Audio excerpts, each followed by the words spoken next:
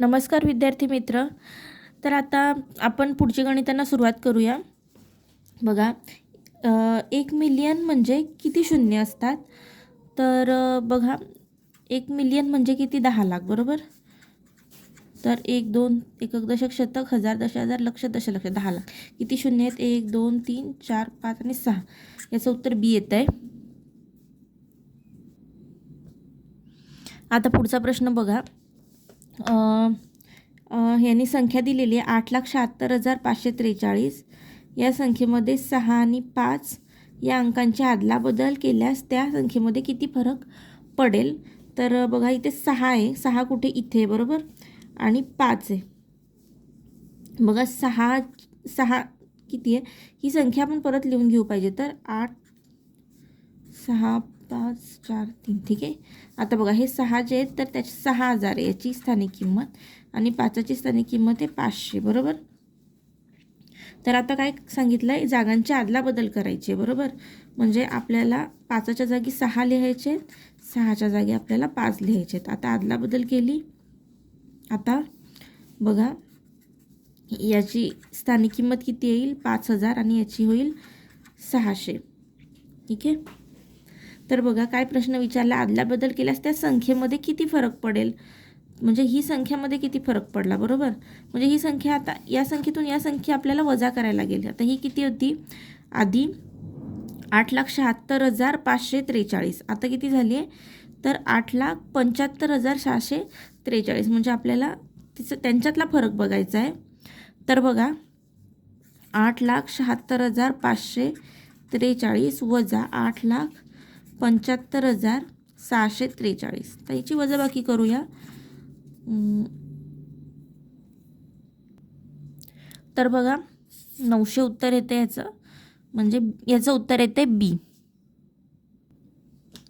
आता पुढचा प्रश्न बघूया. एकक स्थानी 1 अंक असलेल्या सर्व 2 अंकी मूळ संख्यांची बेरीज किती? आता बघा, हा प्रश्न सोपाच आहे तसा. एकक स्थानी सांगितलं आहे, म्हणजे या साईडला जसं बघा, इकडचं स्थान हे एकक असतं. तुम्हाला माहिती असेल तर मी परत एकदा सांगते. एकक, दशक, शतक, हजार, दशहजार असं. इकडचं शेवटचं म्हणजे आता ही जी संख्या 266, तर हे एकक स्थान आहे. तर एकक स्थानी आपल्याला 1 पाहिजे, 2 अंकी संख्या पाहिजे, बरोबर. 2 अंकी म्हणजे 10 पासून 99 पर्यंतच्या सगळ्या संख्या या 2 अंकी आहेत, बरोबर. तर 2 अंकी पण मूळ संख्या आपल्याला हवी आहे, बरोबर. आणि एकक स्थानी 1 पाहिजे. तर त्या संख्यांची बेरीज किती? तर बघा, आपण काय करणार आहोत? पहिल्यांदा जेवढ्या पण संख्या आहेत ना तेवढ्या आपण लिहून घेऊया. बघा, 11, त्यानंतर 21, 31, 41, 51, 61, 71, 81, 91. ठीक आहे. ह्या संख्या ज्या आहेत आपल्या त्या एकक स्थानी 1 आहे, बरोबर. आता आपल्याला काय सांगितलं आहे? मूळ संख्या पाहिजेत आपल्याला. 11 मूळ आहे, बरोबर. 11ला कोणानेच भाग नाही जात. ज्या संख्येला कोणत्याच संख्येने भाग जात नाही, फक्त एकाने आणि ती जी स्वतः संख्या असते तिने भाग जातो, त्या संख्येला मूळ. म्हणजे 11ला फक्त एकाने भाग जातो. 11 एके 11. म्हणजे 11 ही संख्या काय आहे? मूळ आहे. बाकी कोणत्याच संख्येच्या पाड्यात ती येत नाही. 21 9 त्रिक 3 7 21 येते, बरोबर. म्हणजे हिचे 3 आणि 7 हे अवयव आहेत. म्हणजे ही संख्या मूळ नाही आहे. 31 कोणाच्याच पाड्यात येत नाही, म्हणजे ही मूळ आहे. 41 कोणाच्याच पाड्यात येत नाही आहे. 51 नाही आहे ते. 61 सुद्धा नाही आहेत. 71 पण नाही आहेत. 81 9 गुणिले 9 9 9 81 येते. त्याच्यामुळे ही मूळ संख्या नाही आहे. आणि 51 ही आहे. तर या सगळ्या झाल्या आपल्या मूळ संख्या. तर आता आपण या सगळ्या मूळ संख्यांची आपल्याला काय करायची? बेरीज करायची. इथे बेरीज विचारले ना आपल्याला. मग बघा, 11 अधिक 31 अधिक 41 अधिक 51 अधिक 61 अधिक 71 अधिक 91, बरोबर झाले ना. बघा, यांची बेरीज करूया. 1 2 3 4 5 6 7 7. आणि आता यांची बेरीज करू.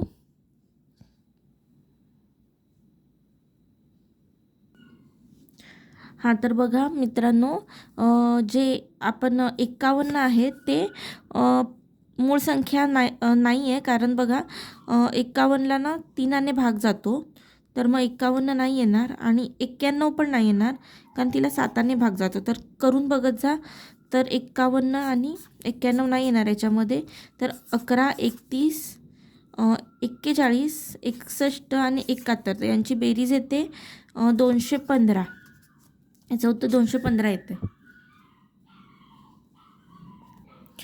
आता बघा, जसं मगाशी 1 मिलियनवर किती शून्य होते तसं 1 पदमवर एकावर किती शून्य. तर फक्त हे लक्षात ठेवून द्यायचं की 1 पदम म्हणजे एकावर किती शून्य, तर 12 शून्य. ओके. आता बघा, कोणता अंक मोठा आहे. तर बघा याच्यामध्ये ना जर असं असेल ना तर लक्षात ठेवा की जेवढे जास्त झिरो असतील ना तेवढा अंक छोटा छोटा होत जातो. आणि बघा 0 इथे 5 आहे म्हणजे या साईडला आपण शून्य देऊ शकतो, बरोबर, म्हणजे हे 50 होतात. तर मग हा अंक जो असतो ना तो मोठा असतो. जेवढे झिरो जास्त तेवढा अंक छोटा होत जाईल, म्हणजे हा अंक सगळ्यात छोटा आहे, हा सगळ्यात मोठा आहे. आता बघा मगासारखंच एक गणित आहे आणि सर्वात मोठी संख्या कोणती ते सेम टू सेम. तर याच्यामध्ये मगाशी सांगितलं की 0 असतील तर ती लहान, ही संख्या मोठी, म्हणजे 0.3 ही मोठी संख्या आहे. पुढचा प्रश्न बघूया. बघा 1, 11, 111, 1001 याप्रमाणे पहिल्या 23 संख्या लिहून त्यांची बेरीज केल्यास येणाऱ्या उत्तराच्या सहस्त्रस्थानी कोणता अंक येईल. तर बघा आपण सोडूया. असं 23 वेळा लिहायचं आहे बरं का. आता बघा हा का, मला सांगा सहस्त्रस्थान म्हणजे कोणतं. सहस्त्र म्हणजे 1000, बरोबर. तर बघा हा का, पहिल्यांदा आपण स्थानच लिहून घेऊया. एकक, दशक, शतक आणि 1000 एवढंच लिहूया आधी. त्याच्यानंतरचे स्थान आता बघा हा का, पहिलं काय 1, त्याच्यानंतर 11, त्यानंतर 111, त्यानंतर 1011. ठीक आहे. आणि त्याच्यानंतर मग एक एक घरं त्यांनी वाढवत नेलेली आहेत, बरोबर ना. तर असं किती वेळा सांगितले त्यांनी, 23 वेळा, बरोबर. तर 23 वेळा आपण लिहून आणि बेरीज करेपर्यंत तेवढा वेळही नसतो परीक्षेला. तर आपण काय करणार आहोत बघा, सहस्त्रस्थान म्हणजे या स्थानावर विचारलं आहे, बरोबर. तर बघा आपण ना थोडासा असा अंदाज करू का, इथे बघा इथे 1 1 1 1 असं 23 वेळा येईल. म्हणजे इथे मग शेवटी काय येईल, त्याची बेरीज येईल 23, बरोबर ना. म्हणजे इथे 2 येईल हातचा, बरोबर. आता इथे 1 कमी आहे, बरोबर, म्हणजे इथला 1 कमी आहे ना, इथे 1 आहे ना. मग हे किती वेळा येईल, 22 वेळा येईल. आणि 22 आणि 2 23 आणि 24 येईल, बरोबर, म्हणजे इथे 4 येतील. तर मग पुन्हा इथे 1 1 1 किती वेळा येतील, आता इथे 23 वेळा, इथे 22 वेळा, म्हणजे इथे 21 वेळा येतील. आणि हे आजचे 2 आहेत, बरोबर. म्हणजे आता बघा इथे 23 झालं, इथे 22 झालं, तर इथे 21. मग 21 आणि 2 म्हणजे किती येणार, 23, बरोबर. पुन्हा एकदा हातचे 2 आले. आता 1000वं स्थान. आता इथे बघा इथे 23, 22, 21 आणि आता इथे 20. मग 20 वेळा येतील. 20 आणि 2 22, म्हणजे हातचा आले 2. ठीक आहे. तर हे आपल्याला उत्तर मिळून गेलं की सहस्त्रस्थानी कोणता अंक येईल, तर 2. बस. पूर्ण बेरीज करायची गरज नाही, कारण ते तेवढा वेळ घेणार आहेत. तुम्ही पाहिजे तर पुन्हा एकदा मागे जाऊन आणि पुन्हा एकदा हे गणित बघा. एकदम सोप्या पद्धतीचं गणित आहे. तर अशा पद्धतीने संख्या चॅप्टर आपलं पूर्ण झालेलं आहे. आपण ऑलमोस्ट सगळी गणितं घेतलेली आहेत जी परीक्षेला संभाव्य या चॅप्टरवर येऊ शकतात. तर बाकी कोणतंही असं गणित नाही आहे की जे राहिलं आहे किंवा त्या प्रकारातलं राहिलं आहे.